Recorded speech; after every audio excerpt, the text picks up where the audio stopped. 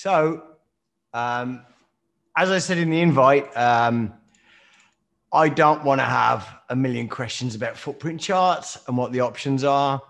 And one of the things about the way we're doing this beta is there's not been a massive amount of problems in the betas because we're actually releasing it bit by bit and as it works. You know, we're trying to not be in a situation where we release a bunch of crap.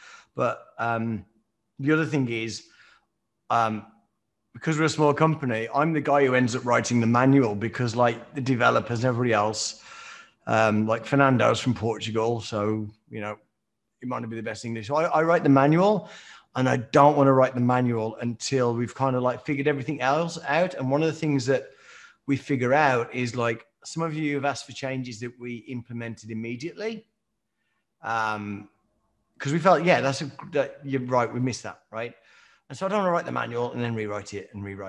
But also, you know, I also, for this, it's a bit complicated. And I honestly, man, I don't want to be answering like hundreds and hundreds of emails about how to set it up. So I just want to take you through everything it does. It does a couple of things that are unusual, as you would probably expect from us. And I'm sure we'll be copied. So we'll look at footprint charts in daytradr, how to set them up, what the settings are, and how we're going to, you know, develop it in the future. Okay. This will be available as a video as long as Zoom don't mess up because they do the recording now. I used to record webinars, as you know, and quite often I would mess up the recording. Or I would forget to click record. So now I just do an auto record on Zoom. So yeah, we're recording this. Right. So what we're going to talk about first is the data, right? Because footprint charts require a certain set of data, which is historical level 1 data. Now, historical level 1 data is pretty damn heavy, right? Especially now that the markets are so crazy. So like you might see like a day on the ES might be a gigabyte of data, right? So that's what we mean by heavy, right? It's because what it does, it doesn't just give you the trades, it gives you every change to the inside bid. And I don't just mean when it moves up and down. I mean when the volume changes. So it's a lot of data, and that's what it works on. And what we've seen is that there's, I don't know if it's a trend. I hope it's a trend, but some of the data vendors actually give us footprint data in the data feed, and that's obviously way less data to download. So first thing you need to know, you know that CQG, that gain is based on CQG. So CQG and gain, you're going to get level 1 history. So it will just take a little longer to download. But again, if you're in the US, you probably won't be that long. IQ feed, also level 1 history. Tradevate and Rhythmic, just give you footprint data. I missed off IB there. They give you level 1 history, right? So I don't know what's going to happen in the future. We are talking to some other vendors at the moment. But some vendors are giving people like us the footprint data, and it makes a difference in terms of, you know, how long it takes to build a footprint chart, right? So loading level 1 will take longer than loading the built-in footprint data. So when data is loading, you're going to see a message on the screen. So what we do is the moment you request a footprint chart, we will just show you the candles so you know something's going on. And then we request the data backwards from now, back in time, so that we can actually fill in the candles backwards.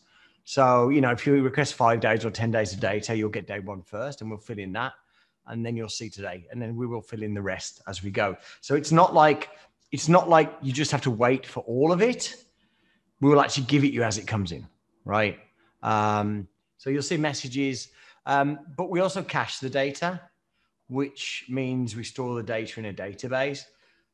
But it's a weird type of database. It's not really a technology I've come across before. But if you can imagine, market data is not the same kind of data that you would store in like a sales or a stock control database, right? It's just really, it's weird, and it's like lots and lots of little records, and it's just different, right? And so one of the things we spent a lot of time on at the start is trying to figure out what is the best way to store the data. And where you end up is kind of, there's a thing in software. I used to run, believe it or not, way back, I actually ran a company for Fujitsu, and we took on, it was a company. Now Fujitsu is not one company, it's lots of little companies, but I ran a software development shop for them. And I ran that for 14 years, and we took on quite a lot of the research and development work. Right. And we call that the bleeding edge. We don't call it the leading edge. We call it the bleeding edge because it's painful. Right. So this database can store a lot of data really, really quickly, which is what you need when you're both in real time, market takes off, or you're just trying to save data when you progress to the footprint chart. You do not want the thing hanging and using a lot of CPU, but you also need to get the data really quickly, and you need it. So you do need a database or some kind of storage mechanism where you can kind of pull it, tell you I need this, and you get it straight away. And it's been like working with a mad professor, right? It's just like you really have to like I don't know. It's like when you got a new girlfriend, right? You kind of like you are yourself, but you're kind of being a bit different, and you really have to nurture this to get the right performance out of it. And you can just do a little thing and it just goes nuts because it really is kind of a little bit of a way out there technology. But that's what we have to deal with, and that's what we decided to use, and we do like it. But there are some tools that we need to make it easier to work with that don't exist, and we're going to talk about that in a second. But it's been painful, but it's great tech, right? So we store the data. So the first time we load a set of data, the time it takes is simply going to be based on what API you use, how close you are, your bandwidth, and whether you're using an API call that gives us the level 1 or the footprint directly, right? So if CKG change their API to give us footprint, we'll change the code because it's just so much faster, right? So, but the second time you load the same set of data, it comes from the mad professor, right? Now, what we also do, obviously, if you run the software now and you turn it off for a couple of hours, we have to catch up those couple of hours, right? So it gets the data from the cache, but there's always going to be a catch up if you close the software down, right? So I want you to tell you that because I want you to be aware of what's underneath this and what's going on and how to make it faster or slower, right? The other thing, how do you add a footprint chart? So running the footprint charts, just easy. It's just a chart type. And we decided, we were thinking about the name, and we came up with the name Footprint because that's what it is. So you just run it, it's a chart. Now, that chart will not give you the footprint stats, and we'll talk about that in a second, but it's just like a chart, and there's a whole bunch of settings, right? And we'll just walk through the settings now. First, we store the data. I said we store the data. We've actually got two databases, right? There's the Mad Professor that stores the data. And then there's this Jigsaw Trading Cache, which is like a regular database, which tells us what data we've got, right? And we decided to use two technologies because it would just be really more efficient. It was a pain in the ass to write, but it'd be more efficient if you use a certain type of database to say what data we've got, and that we could use to decide what to request, a different kind of database to store the actual data, right? So there's this cache folder, right? That's where the data is, right? You can delete that cache folder with no problem, but obviously it will then, next time you run it, it will have to download the data. Don't delete individual files or folders, right? You can do it, but stuff's going to go a little bit weird. And like I say, the SDF, it's not part of the Mad Professor. So if you delete that, it's not going to know what's in here, right? So if you delete it, just delete the whole thing. It's fine, right? If you don't delete it and you delete part of it, you're going to have problems, right? And, you know, so if we see that and you delete part of it, we'll probably give you a slap when we do the screen share. So, you know, I don't have any problem with you deleting it. You know, it might be an instance, as we're just releasing this for the first time, might be an instance where the data doesn't load. You know, the reason we do beta first isn't because we don't want to test it. It's just we can't test it on thousands of configurations, right? So, you know, you should have noticed the quality's been fairly good of the beta so far, and it should be for footprints. But, you know, if you have a situation where the data is not right, just delete the cache folder, right? And run it again, right? But don't try and guess which part to delete, right? Because you can't delete one bit without the other, okay? Next, go through the options, right? This is one that the programmers have tried to explain to me multiple times. Now, I design the code. I design the features. So and sometimes customers design the features because they tell us, right? I also sometimes design the software architecture, right? And one of the reasons for that is because I was a nerd as a kid and I started programming at 13. And so I'm really nerdy. So sometimes I design the architecture of the software, but I don't write it. But there's this one thing, we've got font size, right? The scale font size is for the price scale and the time scale, right? This font size is for the data on the footprint chart itself.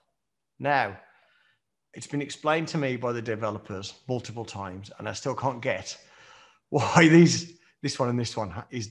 These are the default settings that work the best. I still can't get it into my head why this one is 14 and this one is 16. Just because, to me, if the price scale is a 14 font, then surely the bar should be a 14 font. But anyway, apparently I'm wrong about that. And if you really want to know about that, I'll put you in touch with one of the programmers. And if you understand it, please call me back and explain it to me. Right. Show background. Obviously, you've seen footprint charts before. You know, some footprint charts, you've got a little, you know, the number, there's a little box behind the number, and you can turn that box on and off. Now, obviously, I'm going to show you this shortly. So show background just means, do you want to actually have a little box, a red box for the sell side, a blue box for the buy side? Do you want that little box behind it? Now, I don't use that myself because I like to have a histogram.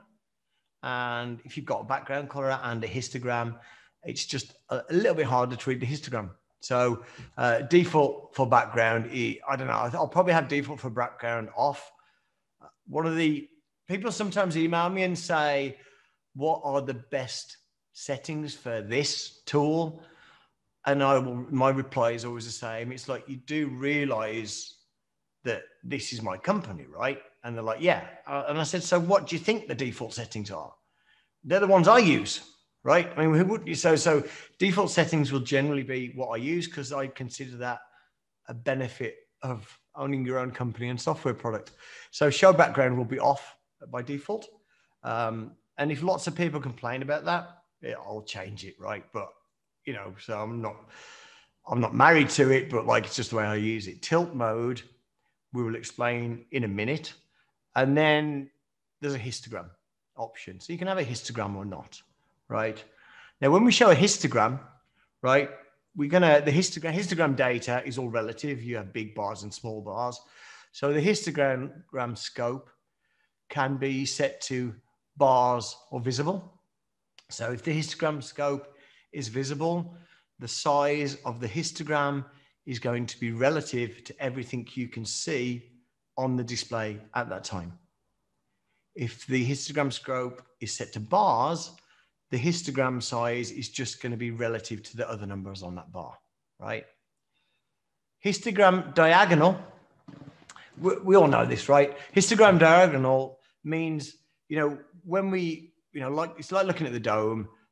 You've got a bid side and an ask side, and the ask side is one price above the bid side. So if you set a histogram diagonal, the histograms will be set based on the bid and the ask above.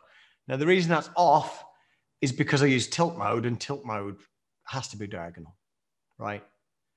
And then we've got the histogram style. So the histogram styles are volume profile, which is, as you can see, it's the one I use because it's a default. And that overlays a volume profile on the top of the footprint, but it also shows the balance of trade. So it's got red and blue for balance of trade. Now, the last meeting we had, people were saying, are you going to put market profile on the histogram? And I'm like, it'd be a really strange thing to do. But I realized when you sent me emails, you were talking about the volume profile. So of course there's a volume profile. I thought you meant like the A, B, C, D stuff. So the volume profile is obviously there. So the first option is volume profile. And so it's going to be a colored volume profile, which is by default red and blue for the buy and the sell side. The histogram percent is basically how much of the width do you want to allocate for the volume profile? You know, because the footprint has a width per, set per bar. And to me, 100% is the right number. And then you can align left or right. Now, we get into kind of more esoteric settings. Let me just go to the next slide. Right. Show numbers. I was convinced by a customer to put this on, and it's not something I like, but I get it. But basically, you can just have the histograms there without any numbers behind it. Not something I like, but whatever. You can highlight the open and close price, which puts a little box around the open and close price. And then with the imbalances, for the delta style of histogram. Oh, no, sorry, it's not delta style. Sorry, excuse me, I got that wrong. Let me go back. So you can color, set a different color when there's an imbalance, right? And what it does, normally the numbers are white, but if there's a major imbalance, it changes the number to yellow, right? So first of all, we have a minimum imbalance volume. So if the difference between the price traded at bid and the price traded at ask is like 2. You know, if it's like 3 on one side and 6 on one side, that's like percentage-wise, it's a big difference, but it's not a major imbalance, right? So we have 2 settings. We have an imbalance volume and an imbalance percentage, right? So if it's below 10 on this particular one, it won't show the text in yellow, but also if it's below 200%, it won't, right? And then show candles. I can't actually remember where that came from, why it's there, because you can't show candles, and that will be removed shortly. And as I was doing this presentation today, I'm like, what? But there you go. So show candles won't be there. Doesn't do anything. So first of all, do we have any questions about what you've seen so far?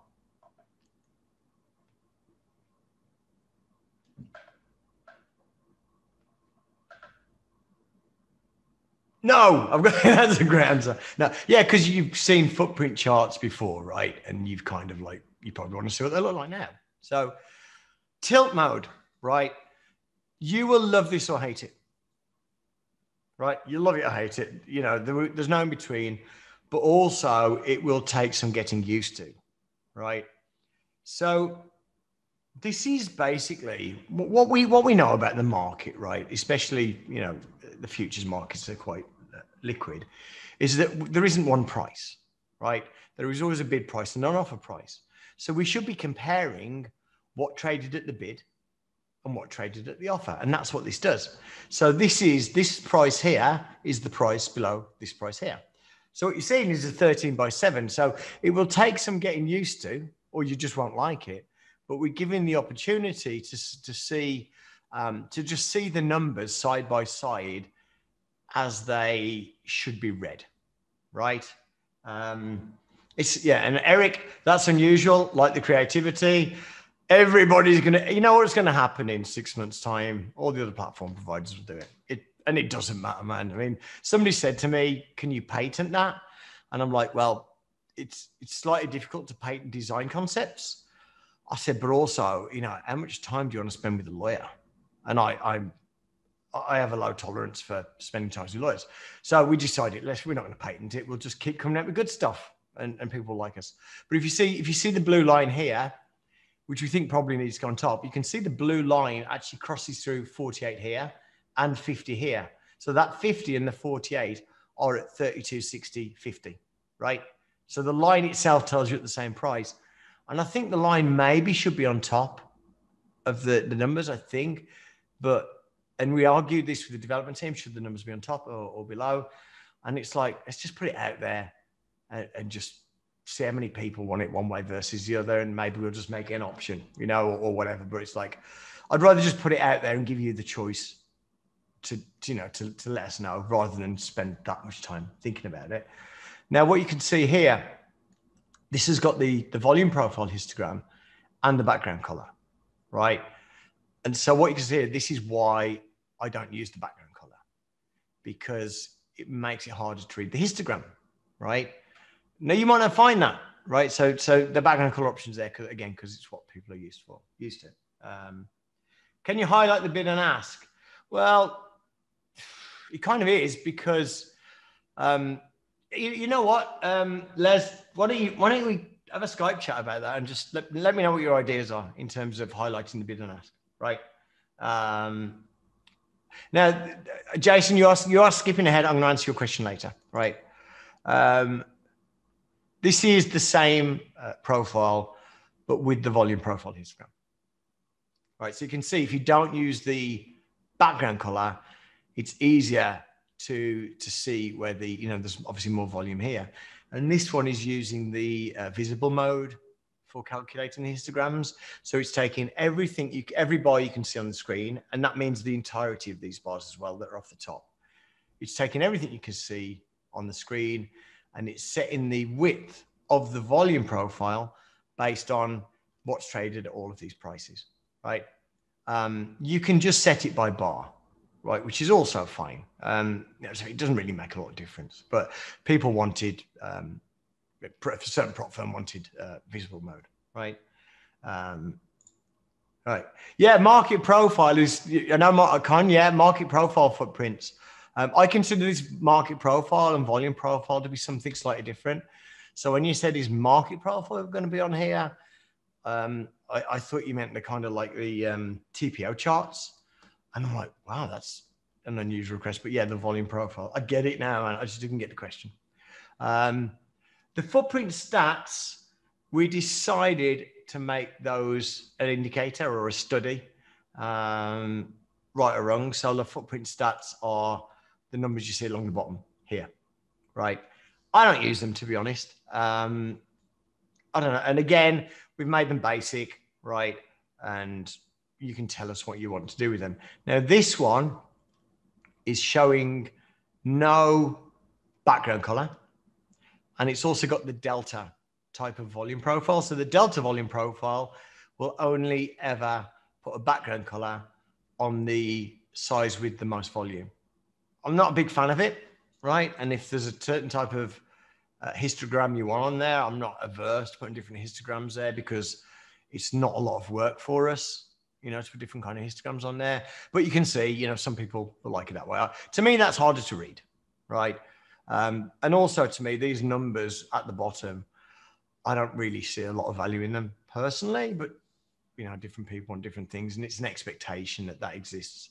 So we made it a study because I'm the CEO of the company and I get to set the default values. So I just wanted a footprint on its own, and I didn't want that on there all the time. And I didn't even want it running. So I said, okay, let's split the two things. But it also means you can put the footprint stats on a different type of chart, right? So they are separate and can be used separately, right? So there's a benefit to that, I guess, right? Build the show candles option that I talked about.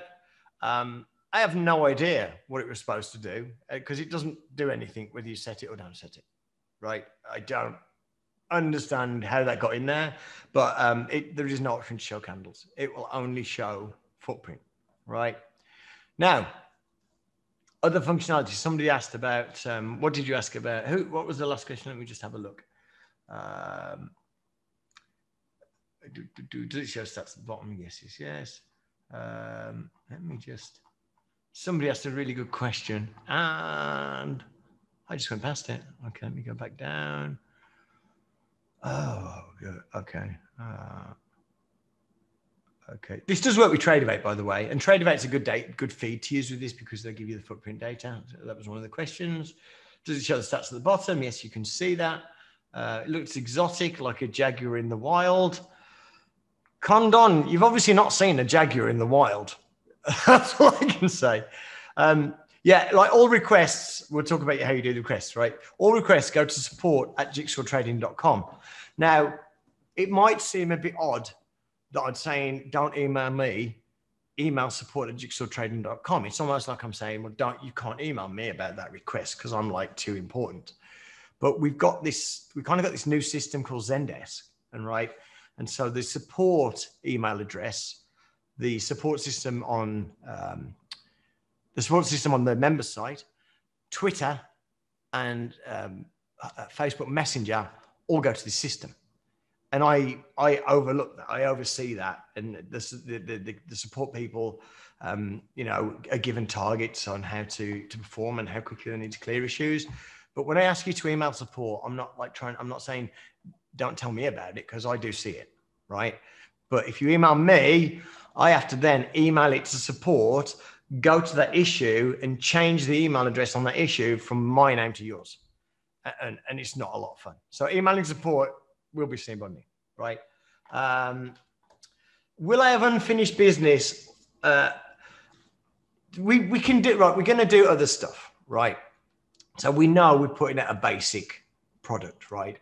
But we're going to do stuff within reason. Now, I got an email a few days ago, and it gave this long laundry list of what needed to be on the footprint. And I said, and to be honest, to be honest, I don't even know what half of that is. And I've been around a while, right? And if you look, you know, and so, you know, I've been around the prop world. Some prop traders use footprints and some don't, right? They don't all use it. And, you know, some of them use it, they don't all use it. So, you know, if you can look at something like Ichimoku Cloud, there isn't a prop firm that uses it that I know of. I can't imagine why they would. But if you look at footprints, it's just like a trader. Some traders prefer it, right? But I've seen other footprints from other products that were, I'm like, wow, that just like console of the spatial. It's just like, there's so much on there. And it was like, I have to kind of think, what on earth could be the value of all of that? So somebody's asked for COT. I kind of get that. Highlighting a bit and ask that kind of thing. But basically, as we go forward, we will accept requests to change the software within reason, right? And like I said, we're not going to turn it into the console or spatial. One of the reasons we're not, because that stuff has to run and consume CPL. So basically, when you send a request for change, you've got to tell us why you need it and what you're going to do with it, right? So the flip side of us deciding to not make it overcomplicated is that we don't actually know everything. Yeah. So if you can come to us and say, I want this because of this, and it's like, yeah, never thought of that, right? We'll do it, right? We're not going to reject it just because we don't understand it, but we're asking you to explain it because we don't want to make it overcomplicated, but we just want to make sure it has value, real value. Because you know what some like traders' screens are like? They're just like kind of crazy things where you can't even see the price. We're not going to turn it into that. It's not what we do, right? And it's also not, it doesn't fit with the customers we have, right? So there are specific groups of people that are attracted to Jigsaw, right? And that kind of over complexity and having thousands of settings and needing 2 weeks to like learn, needing 2 weeks just to learn how to set, your charts and your dome up. That isn't us. That is other people, and that's fine, but it will never be us. So we're not going to reject requests because we don't understand it, but we will say, why do you need it and what you can do with it? And if it's a good idea, we're more than happy, right? So don't be upset when you get asked that question, right? Don't be upset when we ask you to explain it. And don't get upset if you explain it and we kind of counter you. It's just what we do, right? We don't want to, what we don't want. We don't want traders coming to our platform and having a million options and spending most of their time trying to find the secret option that is going to make them successful. Because we all know that's not what trading is, right? But, having millions and millions of options, and then there's some companies that as they move forward, they added so many options. They also kept adding every time they would look at a new batch of stuff, they added that batch of stuff in a separate section to the manual. So now they're in a position where it's like, not only is it very complicated, that you can't actually find the stuff in the manual. It's not what you think it should be, because they're kind of like just added it to the end. And that's not us, man. That is not us. And so we need something that will fit the kind of people that are attracted to us. And we need stuff that is legitimate And that's where we are. And people that don't like that don't buy a product, right? So there's a couple of ways we handle change requests, right? So every change request you send in has been noted. It is in a place, right? Some of them get handled immediately. Some of them are like, man, this guy's smart. In fact, he's smarter than us. And I wish I'd thought about that. Let's put that in, right?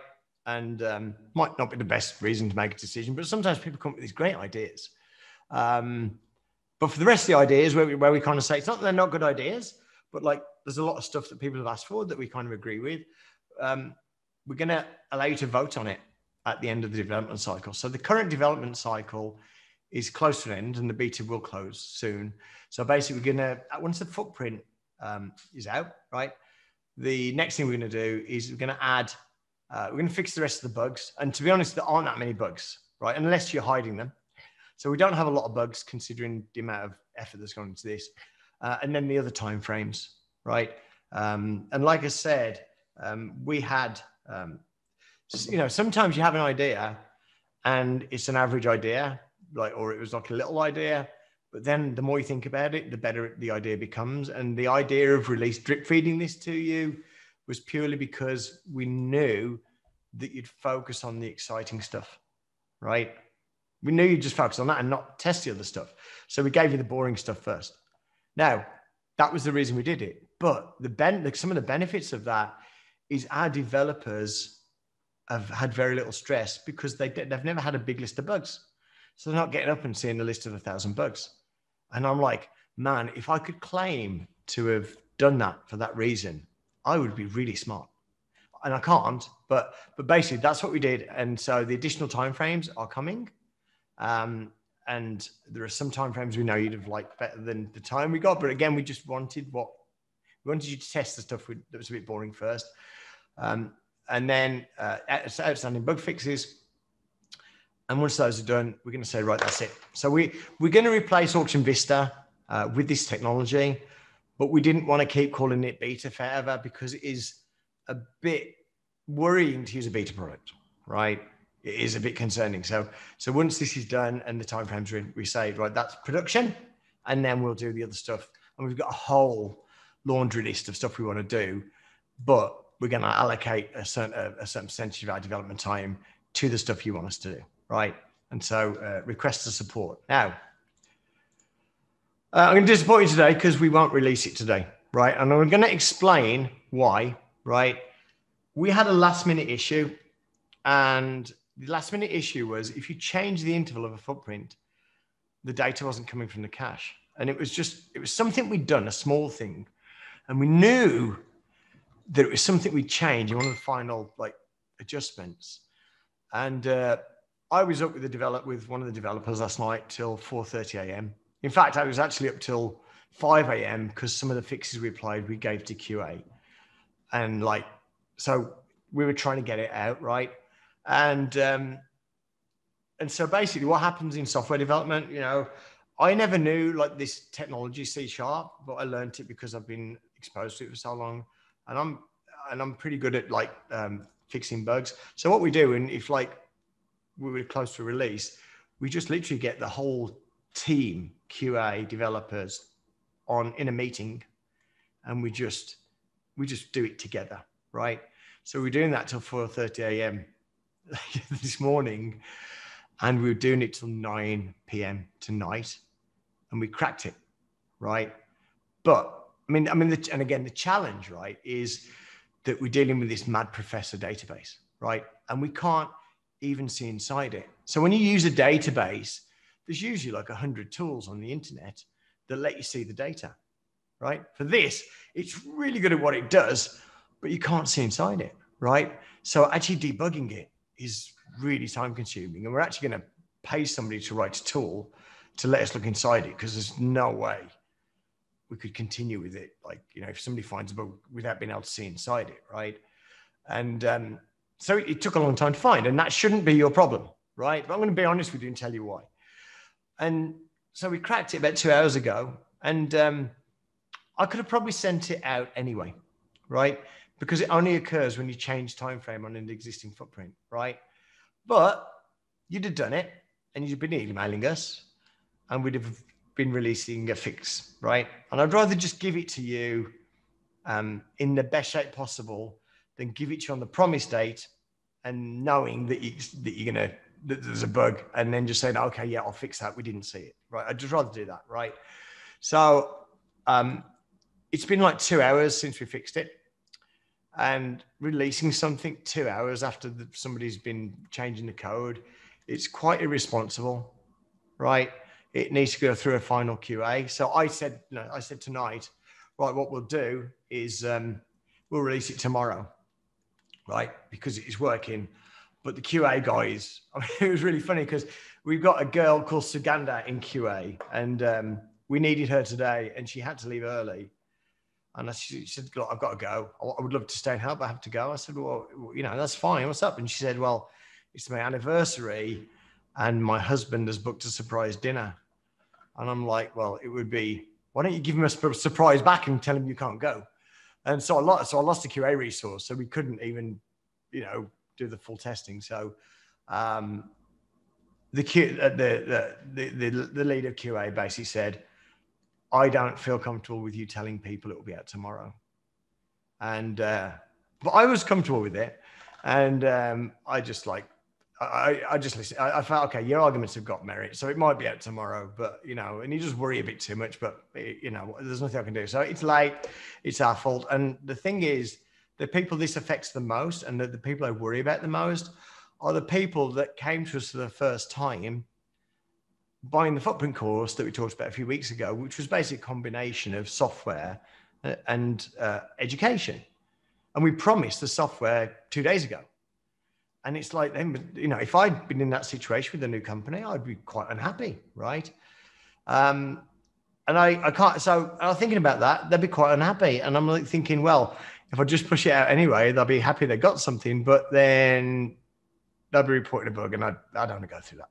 So, or I don't usually go to that. So basically, everybody that purchased the FootPrint course will get an email, and I'm going to send you a choice of products that people pay for, right? I'm not going to just make some free stuff. I'm going to send you a choice of products that people pay us for that you can have free of charge, just to make up for the fact that we made a commitment to you and we didn't keep it, right? And we all agreed, the whole team agreed, that was probably what we'll do. And I said to the team, like, you better get this out by Monday, because we'll run out of stuff to give away, right? I mean, I don't mind doing this. I said, but I don't want to run out of stuff to give away. So look out for an email tomorrow on that. I do apologize, man. I know it's taken us a long time. The Mad Professor is brilliant, absolutely brilliant tool, but it's a terrible thing from a debugging perspective, right? And that was my call. Everything's been my call. The other thing, one of the developers said to me today, as we're all working together, and this morning, he said, have you done this before, Pete? And I'm like, what? Sit with the whole team and work through issues? Yeah, of course I've done this before. He said, no. He said, have you ever sold something knowing the delivery date and the project plan, and sold something that you were going to deliver a few days after that delivery date? And I said, no, this is the first time I've done that.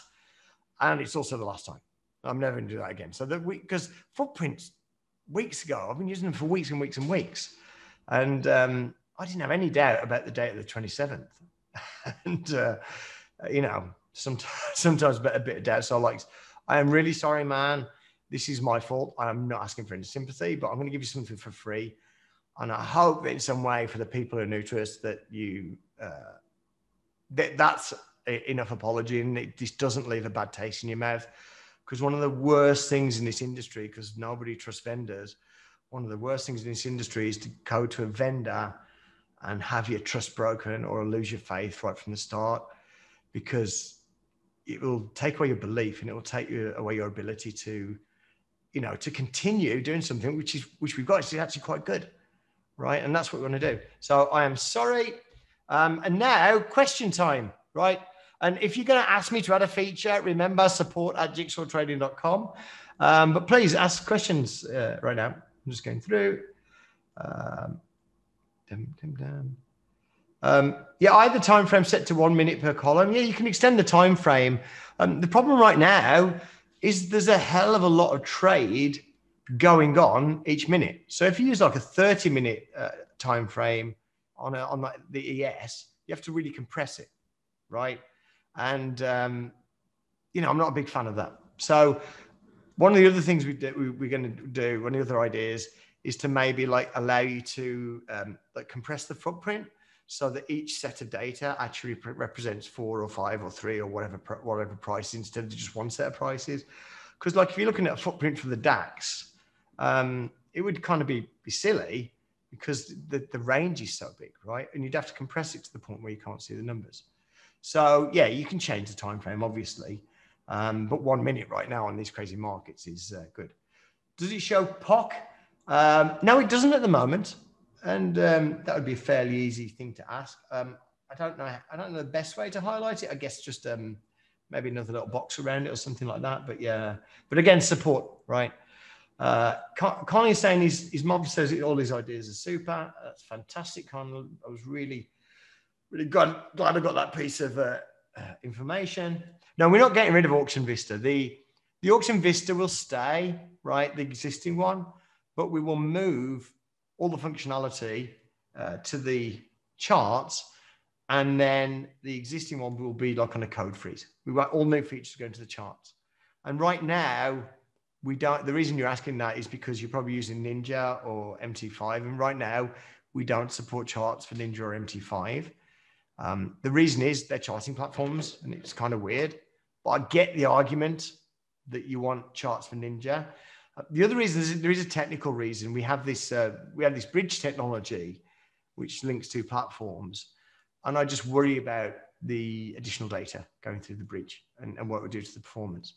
But if we do it, right, if we have enough people that say, you know what, if you do that, I'll give you $100, and once you figure out how long it will take, and you know, if you do that, I'll give you X. We might do it as an additional add-on option, right?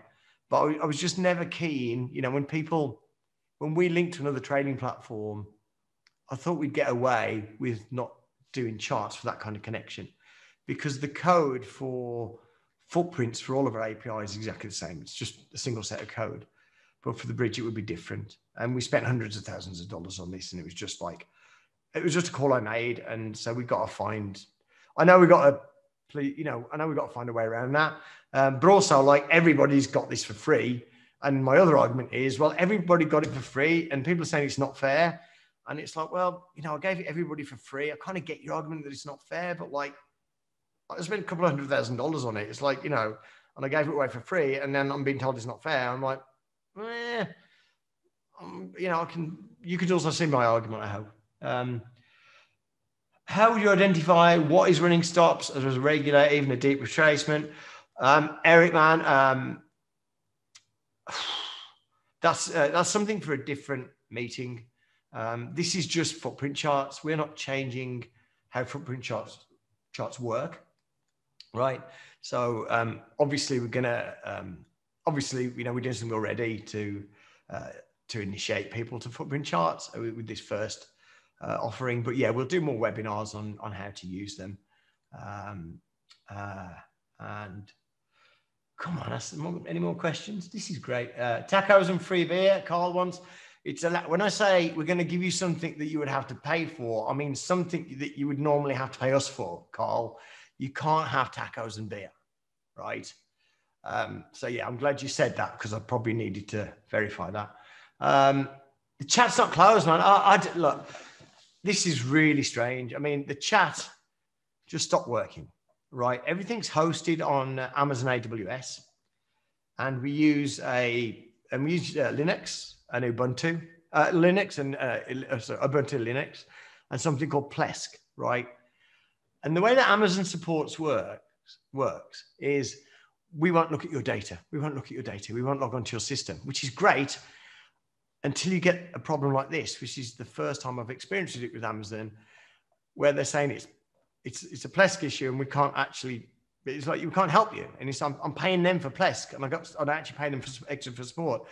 But basically, because of this footprint thing, we've kind of taken our eye off the ball. But basically, what's happened is suddenly it's looking for, there's this thing called SSL, which is like web page security. And I'm telling you this because somebody might know the answer. it's looking for the security certificate on the main server when it goes to the chats, when we auto log you onto the chat server, and it's basically not getting you there because it thinks the SSL certificate for the chat server is actually on the other server. And it's just, I don't know why it happened. We hadn't changed anything at all. And it's just a mystery to us, but probably it could be that Chrome's released something, because sometimes, the browsers change and stuff like that, but it's a mystery. And one of the reasons we haven't really been focused on it was to get the footprints out. But yeah, this is our next priority, because it's really strange. If there's anybody here that knows this, we've got a system admin that hasn't figured it out yet. Yeah, loading data is faster with Arithmetic than CQG. Absolutely. Is there a reversal bar point and figure option? Not at the moment, but again, support at jigsawtrading.com. When you see it, basically, don't ask for new features today, please. Ask for them when you've got it, right, and used it. And what we add, like you're saying, could you consider adding module 3 and 4 as you promised? That will be one of the 3 options, right? Can the histograms be tilted center aligned instead of left aligned? It's left and right at the moment. There is actually, yeah, we can do that. Yeah, we can do that. But again, support at jigsawtrading.com. I love the way I say, don't ask for new features, email support. Everyone's asking for new features. So we can switch to horizontal footprints or tilted. Yeah, if you look at this, I've got a slide that's not appearing. You can, that's strange. That's really strange. I've got, I wonder what happened there. I wonder if we can find that slide. Oh, I must have deleted it. Yeah, you can have, we do have basic normal footprints, right? So you can have all the same options with just horizontal footprints. Yeah, we wouldn't like force you to use this new way, because some people will just think we're weird, and some people think it's the best thing since sliced bread, and so we want to, give something for everybody. Does it allow connection to trading accounts at the same time? TSD Lulu? Absolutely, yes. Just like the rest of the product. In terms of the way the connectivity works to the back end, none of that is different for the charts, right? That's just like common functionality on the platform. So yeah, of course, you can use their data. One of the things I'd like to say about Earn to Trade and Lilu, that I might not include this in the video, but just let me tell you, a lot of people are seeing weird data on the depth and sales when they get an account with Earn to Trade or Lilu. It looks really weird. Like there's 1 level on one side and 8 on the other. A lot of these places don't give you full level 2 unless you ask for it, right? So what you're actually seeing is like just the inside bid and ask, but the product is kind of, it thinks there should be 10 levels, so it's keeping them as it moves. So yeah, so we do support them, but just note that the depth and sales can look a bit weird. Will you leave those numbers on the bottom to show delta? Like that's an indicator. So the numbers at the bottom are indicators. You can put it there or not. For those of you who's purchased a footprint course, with the footprint course, I believe at the end of the footprint course, what Alex has asked for is he wants like a workspace. He wants me to give him a workspace to give to you. And I'm like, yeah, you can have that. You can have that. But I'm trying to get rid of him because I'm trying to get the software working. But yeah, absolutely. At the end, they'll give you some workspaces. I'm not going to tell you which technology we use. Not because I don't know. I don't like to tell people what technologies we use. People know some of them, but I don't like to tell people because it's the selection of technology is one of your edges, right? And as a business, and I like to keep those to myself. I hope you understand that. Are we going to do live trading video? There's I don't know if we do live trading videos. There's all sorts of complications with that. I literally haven't traded for 6 months. I haven't done a day trade for 6 months, purely because of this. It's just taken over my entire life. Like yesterday, I started at like normal time. I had my lunch at midnight, right? And I got given something by my wife that was so hot. I'm in Thailand, right? She gave me something that was so hot. I couldn't eat more than 2 spoonfuls. And they said it wasn't very hot. And it's like a minced chicken dish. And I said, why do you think it was colored red? It's the chili, right? So I had my lunch at midnight, and I was up till 5, and it was also my daughter's birthday, right? So I really, but my wife is so understanding. She was actually absolutely fine. It's unbelievable how understanding my wife is. It was my daughter's birthday, and my daughter's also really understanding. But basically, I haven't traded for 6 months, but I will get back into it. But this stuff just took over. I just didn't realize what was taking on. So there won't be any live trading videos from me until I've got rid of this. And the next thing I need to do, I need to get a development manager. I can't work with the developers anymore. Because they don't like me, but also because I shouldn't be doing it. There's other things I should focus on. Oh, Steve, you did a Windows update and you lost the chat.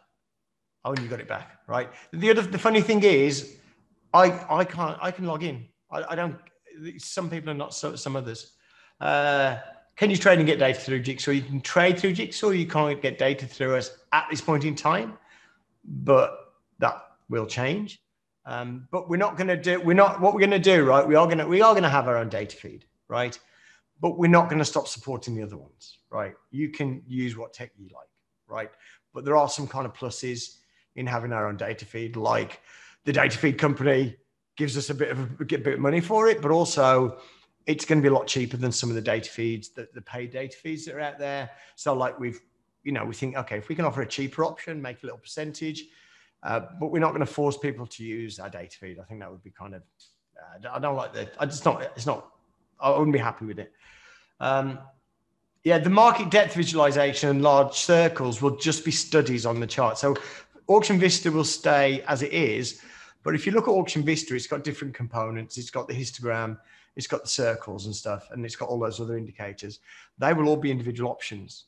So you'll be able to use one without the other, right? And there will be, so I think that's a good option for those that use the charts for us. Does TradeAvate Market Replay work with the FootPrint? It does, yes. Who are the best level 2 providers? It's actually level 1 providers for FootPrint. There's only 2 that I know of that give us FootPrint data, and it's TradeAvate and Rhythmic, right? So I know, take your pick, right? I'm not going to, they're both partners and people I work with. I'm really not comfortable. Like, if there's not a significant difference, and I'm not kind of really comfortable in meetings saying, you should use this one over the others. What does it mean? Make this in my workspace? I just said, actually at the end of their course, we'll give you a workspace for their settings.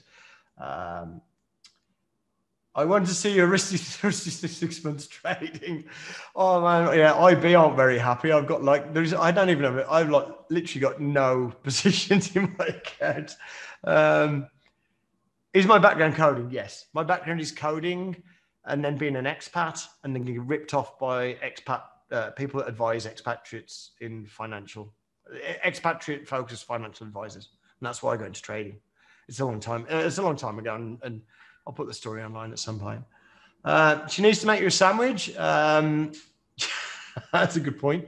But anyway, it's interactive brokers easy to work with. At this point, this doesn't work with IB for no other reason than when we request some data, it keeps giving us data forever, right? And also, we're looking at the options for the level 1 history, and it's got one option for bid and ask and another option for trades. And it's like, well, we've got to match them up, right, to know whether we trade the bid and ask.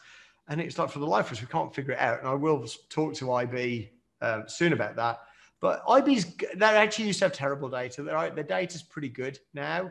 I have no idea why they didn't announce that they improved their data, but I just went in one day and was just shocked that their level 1 data was actually quite good, right? So now we just got to deal with this history thing, which just means me finding the right person at IB to tell us.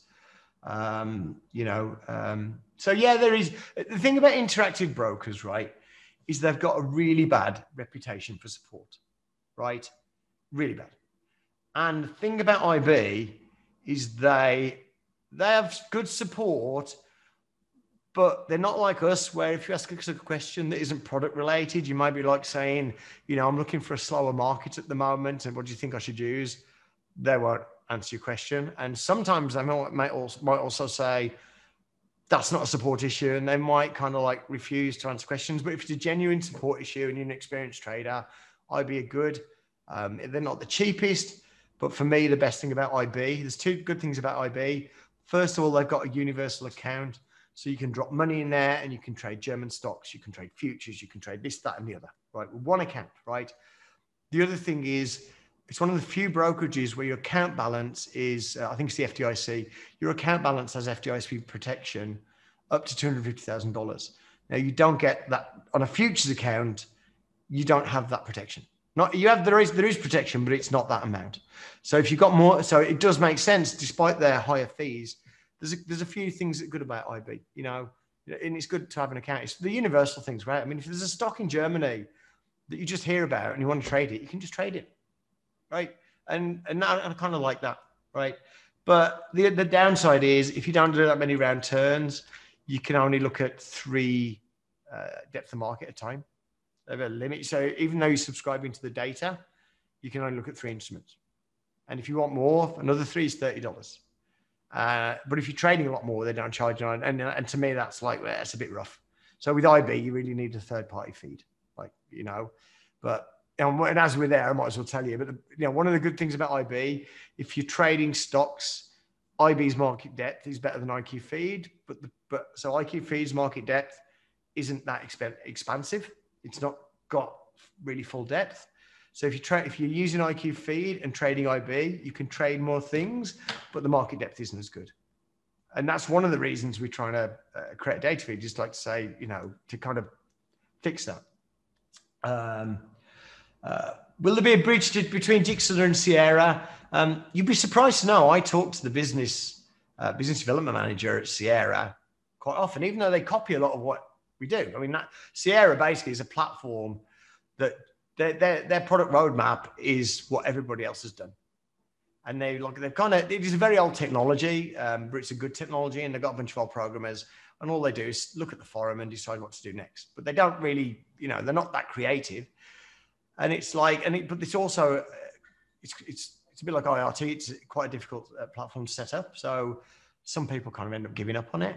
But I actually talk to their business development manager quite often because he's really funny. And it's just nice to talk to other people in the industry, right? So the way I look at it is like, it used to confuse me in Thailand.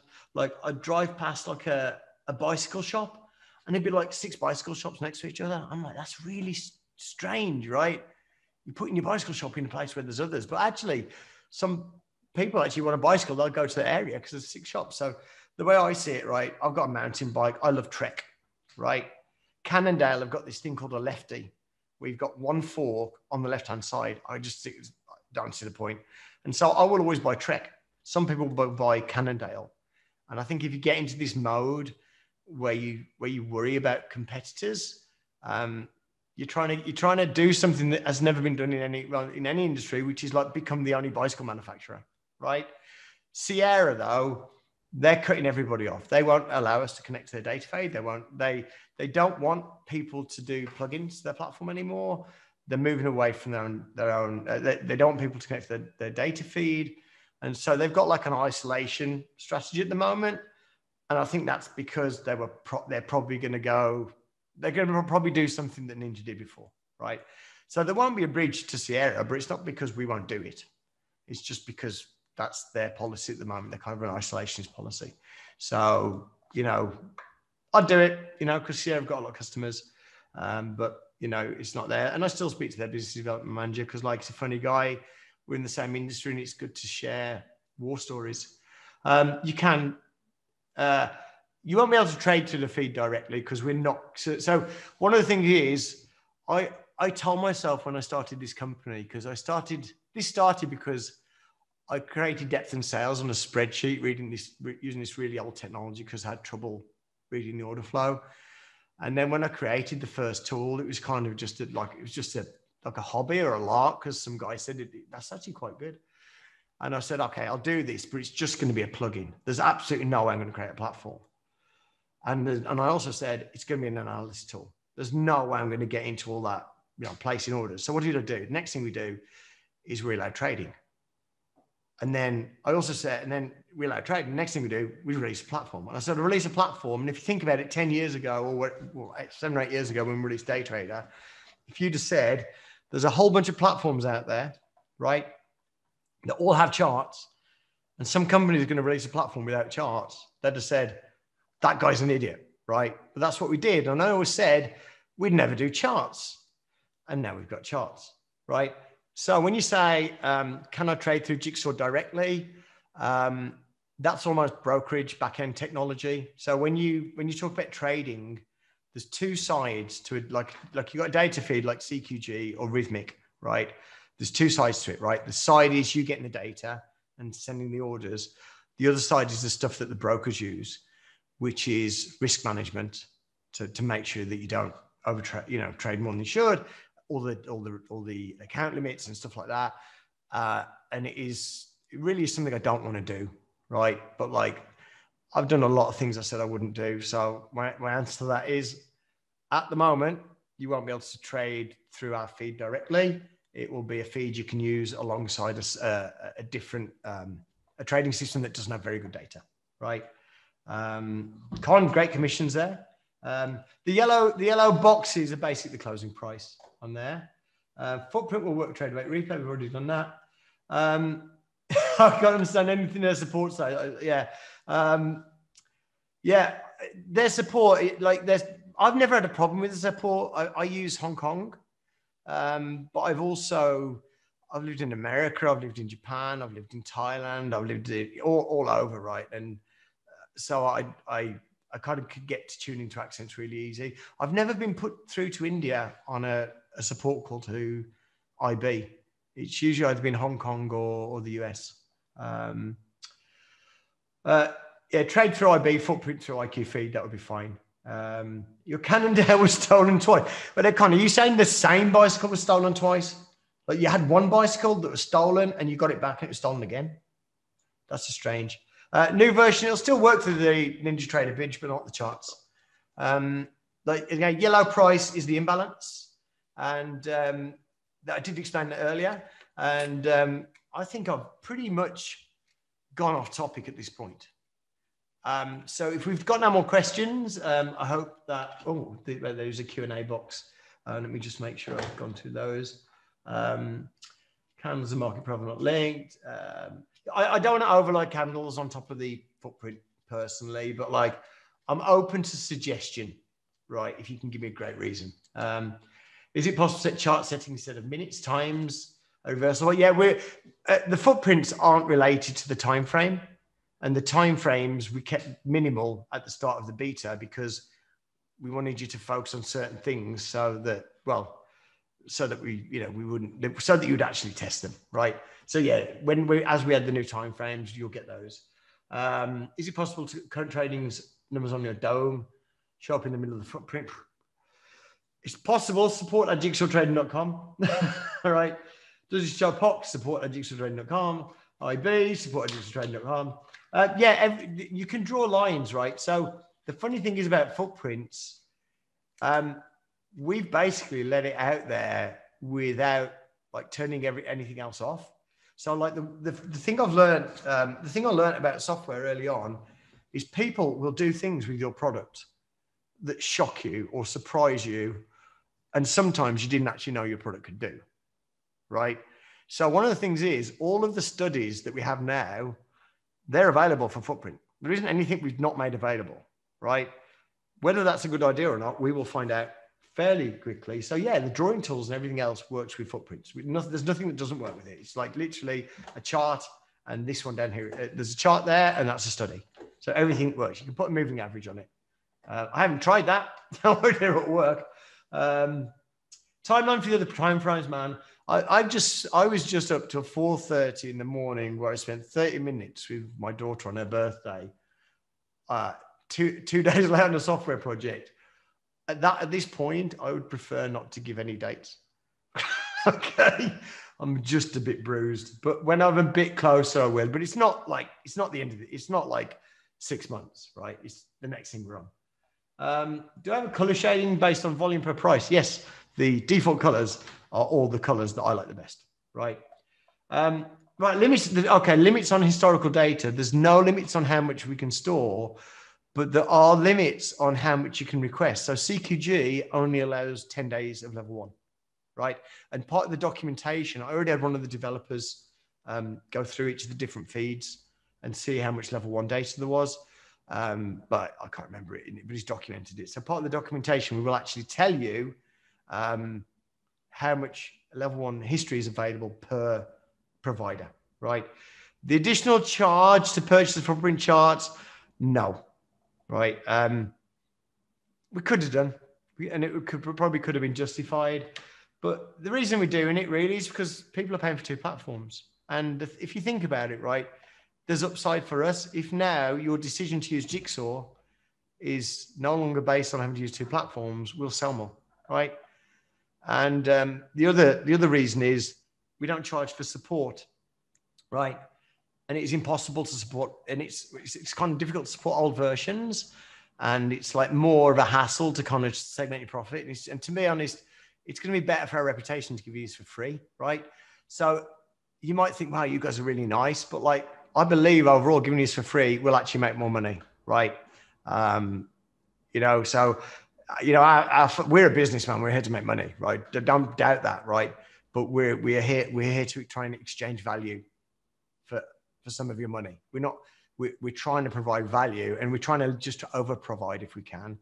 But it is a business, right? But in this case, I looked at the different options. I'm thinking, I just want to get everybody onto this version, man. It's going to be easier to support, and the upside, it'll pay off, right? You know, it'll pay off. I don't doubt it'll pay off. You know, whether I'm right or wrong, I'll never know, right? We will put this on YouTube. My daughter's in bed now. I actually gave her a hug as she went to bed today and just had a chat with her about yesterday. She's okay, right? She understands, right? It won't be the QA. Okay, Vlado, it'll be Vlado. I'm telling the QA today, it'll be ready tomorrow. QA are saying, please don't tell the customers that. And I'm like, all right, you know, I can. Okay, if that's what you want me to do, that's what I'll do. I don't see the need to like argue with it. If there's a guy who tests our product, says please give him more time, he does the job. I'm not going to argue with him, right? So Monday, right? You know, TOS, man, we've been trying. It's funny, TOS, they're a good brokerage, but the system's not great. They got a lot of customers would love to connect to it. We've been trying for a long time, but like, it's like they're creating an API and it's half documented and we just can't get anywhere. So, but we do want to work with those larger brokers, right? Pass on our wishes to your daughter, their granddaughter. I will, thank you. Any other questions? You know, yeah, basically, you know, we'll benefit from this and I think that's good, you know? So if there's no more questions, I'm going to thank you. I will not post this recording up tonight because I am shattered, right? But it will be up in the next day or two. Will there be a footprint course on the Jigsaw website?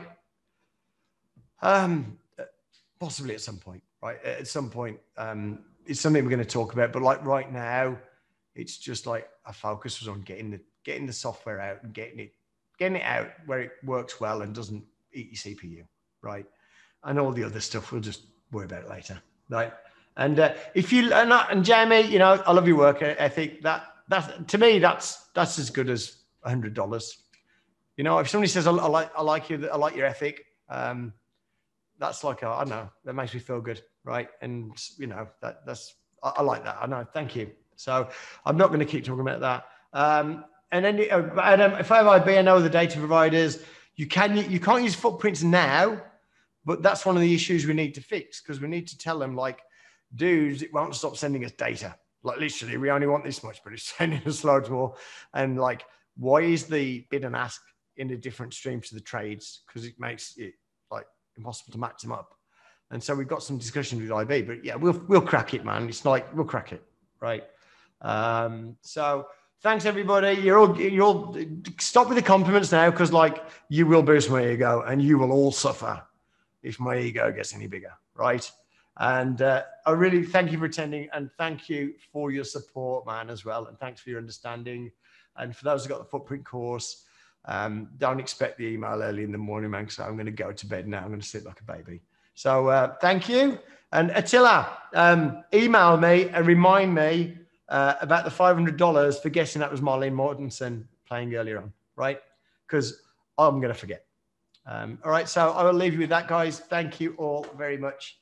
And we'll speak to you soon.